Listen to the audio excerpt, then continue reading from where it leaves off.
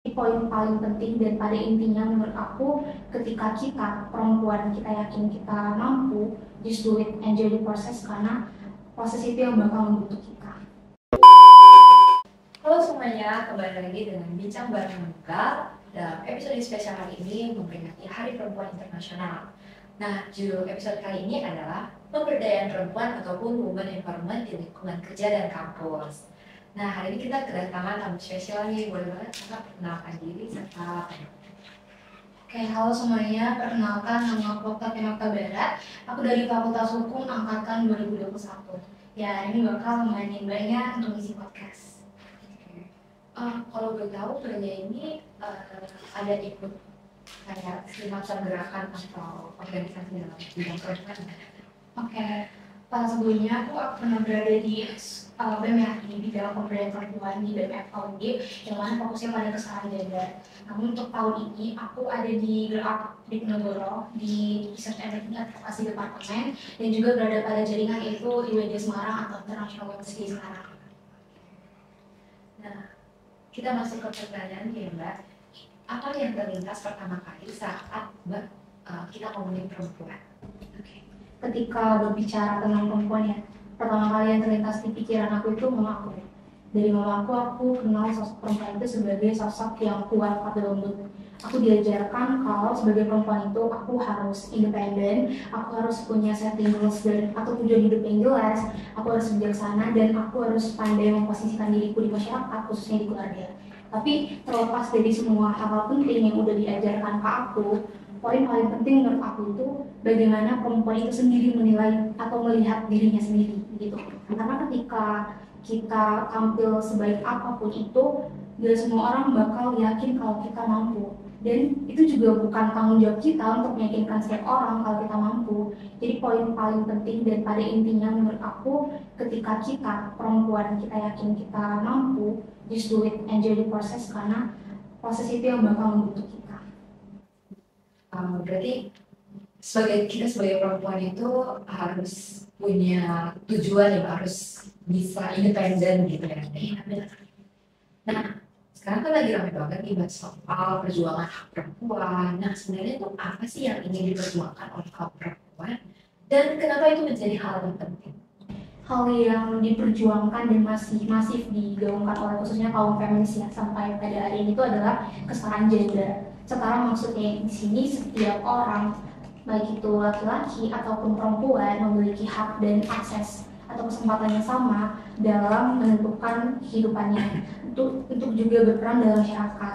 Nah, perempuan ataupun laki-laki, khususnya perempuan dalam hal ini, dapat menentukan pilihan hidupnya, dapat menentukan bagaimana dia ke depannya tanpa perlu mendapat tekanan dari manapun seperti itu. Kemudian, kenapa ini menjadi hal yang penting? Karena kesetaraan gender sendiri itu udah termasuk dalam pembangunan nasional. Juga merupakan cita-cita bangsa Indonesia, yaitu merdeka, bersatu, berdaulat, adil, dan makmur. Ini juga udah masuk dalam program pembangunan berkelanjutan SDGs dalam poin kelima, yaitu Gender Equality and Women Empowerment. Yang mana itu tujuannya ada 6 ya, diantara ini 3 poin yang aku highlight itu. Yang pertama, mengeliminasi segala bentuk kekerasan terhadap perempuan atau anak perempuan, baik itu di ranah private maupun ranah publik. Juga menghapuskan segala praktek-praktek yang dapat merugikan anak atau perempuan seperti pernikahan paksa atau pernikahan dini. Juga pengambilan penentuan perempuan untuk dapat memiliki kemampuan untuk menjadi pemimpin itu ya, baik itu mengambil keputusan dalam aspek politik, hukum, ekonomi maupun sektor publik lainnya. Baik, kan tidak dipungkiri Mas, banyak dari kita yang tumbuh di lingkungan yang berbeda-beda dan macam-macam. Kira-kira seberapa berpengaruhnya lingkungan dengan perilaku ataupun kepercayaan diri seorang perempuan? Seperti yang udah aku singgung sebelumnya, kalau poin lain itu sebenarnya bagaimana aku perempuan melihat diriku sendiri. Tapi memang nggak bisa dipungkiri kalau masyarakat atau orang-orang di sekitar kita itu juga turut menciptakan pandangan kita, membantu kita kayak menciptakan aku ini siapa gitu. Juga kalau kita lihat dari unit paling kecil di dalam masyarakat, yaitu keluarga yang paling dekat sama kita, bagaimana peran ibu dan ayah mendidik anaknya, khususnya anak perempuannya, dia itu harus seperti apa. Juga seiring bertambahnya waktu, seiring dia tumbuh, bertemu dengan lebih banyak orang, ini juga dia mendapat banyak pandangan gitu ya, yang kemudian membantu dia menciptakan mindset di dalam dirinya, itu siapa aku. Kemudian mindset-mindset tadi lah yang akan membentuk pribadi dia seperti yang Mbak bilang tadi, mempengaruhi. Juga sebagai contoh ya, kita lihat dari kita sebagai mahasiswi, hubungan antara body image kita dengan kepercayaan diri seorang mahasiswi. Nah, kalau berbicara tentang body image kan yang kita lihat itu evaluasi penampilan, kepuasan terhadap bentuk tubuh, juga kecemasan menjadi gemuk dan mengkategorikan bentuk tubuh gitu. Nah, ketika dia merasa nggak puas dengan bentuk tubuhnya atau penampilan fisiknya, seseorang ini, khususnya perempuan, itu cenderung merasa tidak percaya diri, pesimis, kemudian dalam menghadapi tantangan dia takut untuk menyampaikan gagasannya, ragu-ragu dalam memilih, dan cenderung suka membanding-bandingkan. Nah, dari sini kita bisa lihat ya bagaimana pandangan masyarakat tadi yang kemudian menciptakan standar kecantikan yang absurd yang dapat mempengaruhi pribadi seseorang. Tapi dari sini juga ada hal yang menarik sih, karena ketika ada yang memberi, saya kayak mengkritik gitu tentang body image seseorang, mungkin ada beberapa orang dengan alasan klasik. Dia bilang mungkin untuk memotivasi agar seorang ini mau berubah atau agar dia bisa lebih rajin lagi untuk berolahraga. Padahal nyatanya ketika walaupun dia nantinya akan berubah ataupun nanti dia jadi lebih rajin berolahraga, motivasinya udah salah. Motivasinya bukan karena dia berubah olahraga untuk dirinya sendiri, karena cinta dengan dirinya sendiri, tapi karena dia benci dengan bentuk tubuhnya. Dia benci dan merasa setuju dengan pandangan-pandangan orang yang menganggap kalau bentuk tubuhnya ini jelek gitu. Baik, menarik sekali ya berbicara dengan Mbak soalnya tentang kepercayaan diri seorang perempuan ya. Apalagi itu memang lagi ngetren banget sekarang tentang love yourself, tapi ya dan juga tidak terpengaruh oleh perkataan orang lain ya.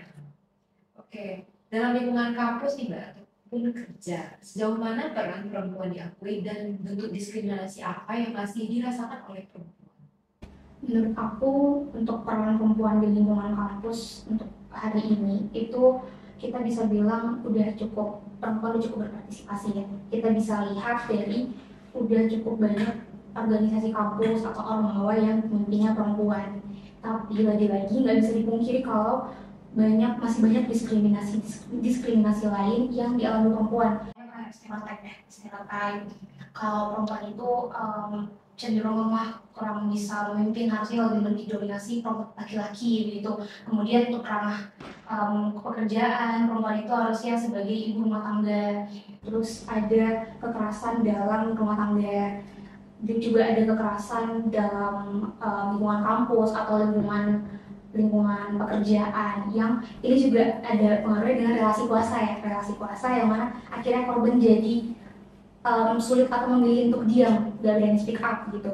Kemudian ada kekerasan verbal berbentuk humor seksis, yang harusnya kalau humor kita ketawa ya, tapi ini enggak gitu.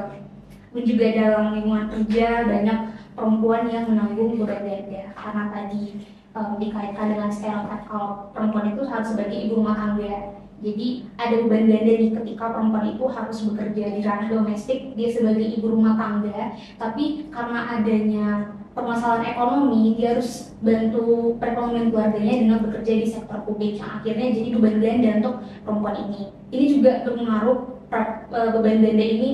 Kemudian selanjutnya ada diskriminasi lain, kayak ketika pekerja ini dia mengalami beban ganda, dia juga upahnya lebih sedikit dibanding yang lain.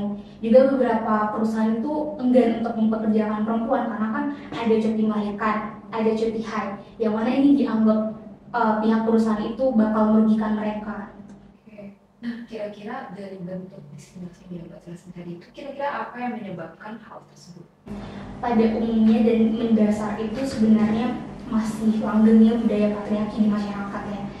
Kayak perempuan itu masih dinomorduakan atau ditempatkan sebagai kaum yang termarginalkan begitu. Kalau kita lihat secara umumnya ya, patriarki ini tuh disebabkan yang pertama itu faktor biologis, di mana perempuan dianggap lebih lemah, laki-laki lebih kuat. Kemudian ada faktor konstruksi sosial budaya, yang mana udah di turun-temurun diajarkan kepada masyarakat. Kalau kita berbicara sedikit, kita lihat tarik dari sejarah. Kalau dari zaman berburu dan meramu ya, kan perempuan itu ditempatkan untuk di ranah domestik aja, misalnya kayak mengurus anak, kebutuhan rumah, sedangkan laki-laki keluar untuk bekerja. Nah dari sini yang kemudian direproduksi kembali seiring berkembangnya zaman. Kalau pembagian pekerjaan antara laki-laki dan perempuan itu, laki-laki di ranah sektor publik, sedangkan perempuan di ranah domestik, itu ditekatkan. Kemudian yang terakhir itu ada ajaran agama. Nah, setelah kita mengulik hal itu nih, bagaimana seharusnya dunia itu melihat perempuan dan sejauh mana eksistensi dan hak perempuan untuk sama dengan laki-laki itu diakui? Oke.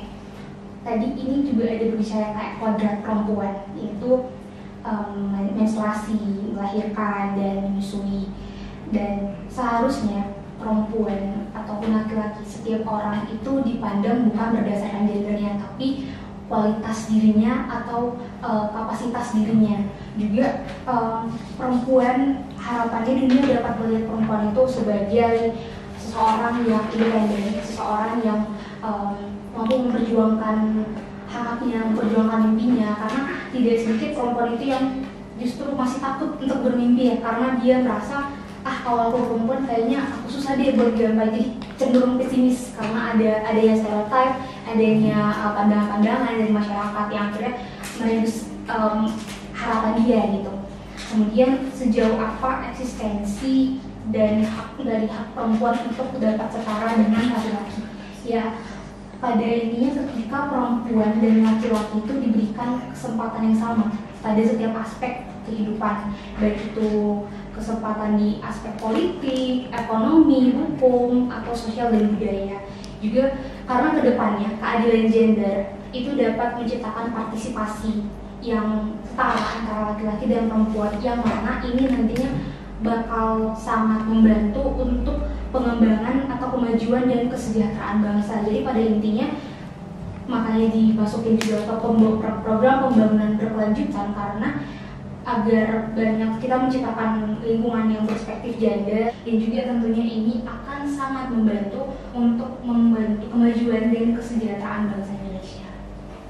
Oke, setelah dari perbincangan kita tadi yang menarik banget untuk dibahas, adakah closing statement dari Mbaknya? Closing statement dari aku mungkin singkat aja ya. Kita sebagai perempuan, khususnya aku mahasiswa, kita masih melalui proses untuk berkembang. Juga seperti yang telah aku singgung, kita sebagai perempuan harus independen, punya setting goals yang jelas, tujuan hidup yang jelas. Juga ketika misalnya kita dapat pandangan negatif atau mungkin stereotype atau hal-hal yang mungkin dapat menjatuhkan kita, itu kita ubah hal tersebut sebagai motivasi, alih-alih sebagai sesuatu yang menjatuhkan, kita buat sebagai motivasi untuk evaluasi diri kita, apa yang kurang, apa yang perlu lagi aku kembangkan dalam diriku. Juga untuk mahasiswa-mahasiswi IPB, kita mahasiswa-mahasiswi sebagai penggerak gitu. Karena tadi ini juga udah jadi salah satu program pembangunan berkelanjutan dalam SDGs yang ditargetkan juga dapat tercapai di 2030, yaitu Gender Equality and Women Empowerment. Nah, kita sebagai generasi penggerak mahasiswa-mahasiswi khususnya dapat mulai berpartisipasi untuk mencapai program tersebut seperti itu. Nah, terima kasih atas waktu dan kesempatannya dan juga insight baru ya dari Mbaknya. Oke, untuk semuanya sekian untuk hari ini dan sampai jumpa di podcast selanjutnya. Terima kasih.